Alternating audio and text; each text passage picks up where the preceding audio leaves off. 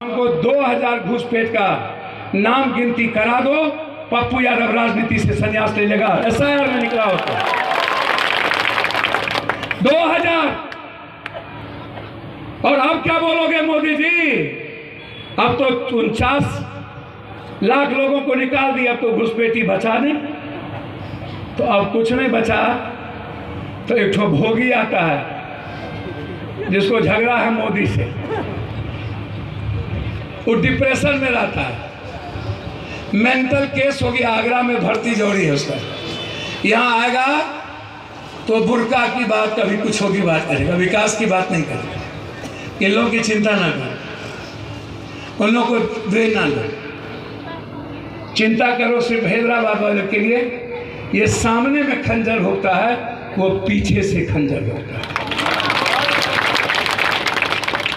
उसका गुप्त एजेंडा है, और वो एजेंडा है मोदी का।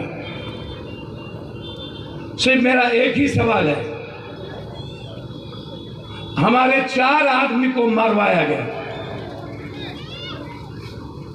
ये यदि मुसलमान परस्त होते तो ये भी जिंदा नहीं रहता। वो चारों मुसलमान परस्त था, वो मुसलमान की बात करता था, इसलिए मरवा दिया गया। और इनके बारे में पता है, इनको जिंदा रखोगे तो हमारी दुकान चलेगी, इसलिए इसको जिंदा रखो। यही मैं आपसे कहने आया। मैं हाथ जोड़ता हूँ सभी मस्जिदों के मौलाना से, सभी जमात के लोगों से, मदरसे के मदरसों से। ये लड़ाई अत्यंत पिछड़ी जाति, दलित और गरीब की है।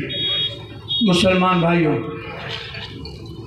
यदि इस मुल्क के दलित और गरीब को आप बचाना चाहते हो तो आप हाथ साफ को, आप दिल से मोहब्बत करते हो, आप अपने दिल से उस पर आशीर्वाद और दुआ देना।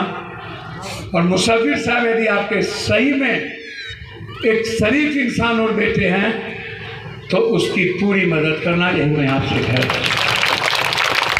दिल से कहते जा रहे हैं, समय हो गया, आपका दुआ मिलेगा ना मुसव्विर भाई को?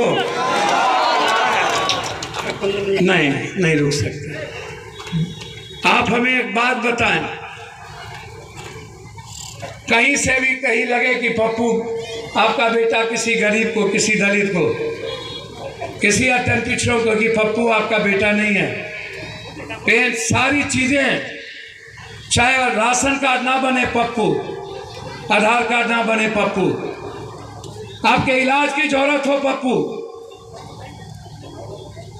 आपकी बेटी की निकाह और शादी की बात हो पप्पू, आपके दर्द की बात हो पप्पू, यदि भरोसा हो तो जोर से दोनों हाथ उठा के हाथ साहब और मुसव्विर साहब को, सोइएगा नहीं ना 40 दिन।